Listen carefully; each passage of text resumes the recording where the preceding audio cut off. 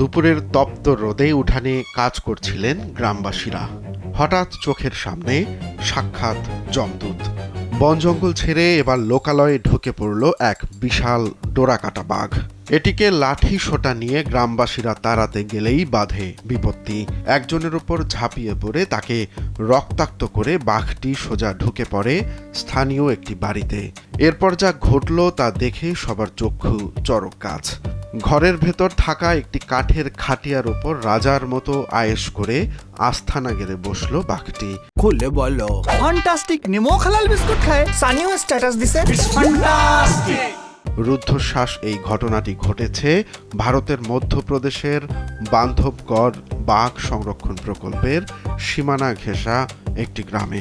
সোমবার সকাল থেকেই পানপথ বাফার জোন এলাকায় বাঘটিকে ঘুরতে দেখা যাচ্ছিল। দুপুরের দিকে সেটি গ্রামে ঢুকে আক্রমণ চালায় গোপাল কোল নামের এক তরুণের ওপর।